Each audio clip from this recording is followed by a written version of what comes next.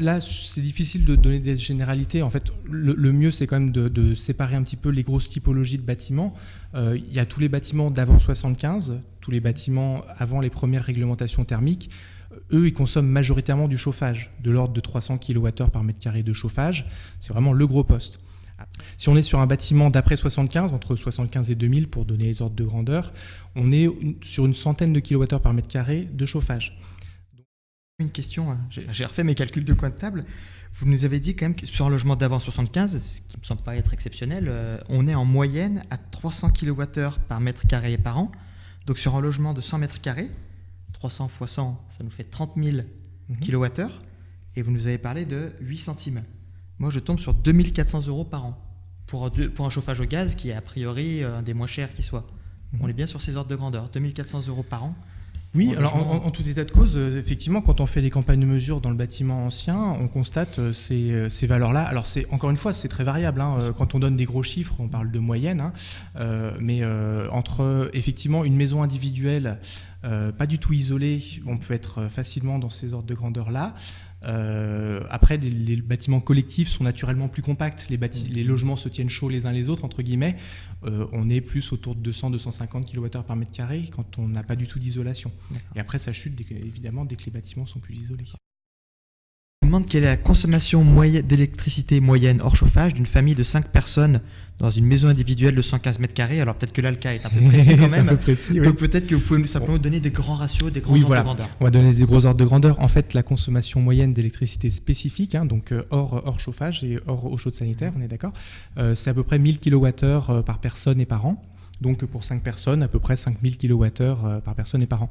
C'est un ratio vraiment moyen. On constate quand on fait des campagnes de mesure des variations qui vont du simple au triple, au quadruple, ou à la moitié d'ailleurs également, ça va dans les deux sens, heureusement. Mais c'est extrêmement variable, ça dépend beaucoup des habitudes, du taux d'équipement. Donc environ pour un logement ancien 2400 € de chauffage et 600 d'électricité. Ça justifie encore plus qu'on continue à essayer de travailler sur des solutions d'économie. Vous nous avez parlé aussi d'électricité spécifique, donc en disant que c'était un poste qui devient très important quand le bâtiment est un petit peu isolé. Qu'est-ce qui consomme le plus dans ces équipements qu'on a à la maison, éclairage, froid, ordinateur, télé Ça, c'est un sujet vraiment intéressant parce qu'il y a quelques années, je vous aurais répondu du tac au tac, c'est le froid. Le poste froid, c'était vraiment le plus gros consommateur d'électricité spécifique dans un logement. Donc le frigo et le congélateur, ou les deux en même temps. C'était vraiment le plus gros consommateur. Et grâce à l'étiquette énergie sur les frigos, on a maintenant des frigos qui consomment beaucoup moins qu'auparavant. Donc ce poste-là, en moyenne en France, est en train de chuter. Et par contre, à contrario, on a d'autres postes qui ont émergé et qui prennent de plus en plus de place, et c'est notamment l'informatique et l'audiovisuel de façon générale, qui explosent avec des box internet qui fonctionnent 24 heures sur 24, avec des appareils qui restent en veille, des chargeurs qui restent branchés, on recharge sa tablette, on recharge son téléphone, enfin voilà.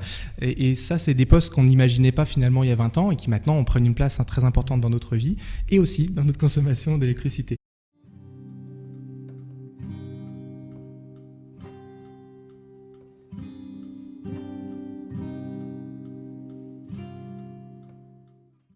Oui, tout à fait. C'est vrai que pour conclure sur ce point, les appareils électriques sont de plus en plus performants, on le sait. Par contre, on utilise de plus en plus d'appareils. Et ça peut poser problème, parce qu'en effet, la part d'électricité, la part de consommation d'électricité ne baisse pas malgré tous les efforts industriels qui sont faits derrière ça. On sait aujourd'hui qu'un poste télévisuel consomme très peu d'énergie par rapport à un poste comparé il y a 20 ans. Par contre, comme ça a été très justement dit Thierry, on utilise beaucoup plus d'appareils qu'avant.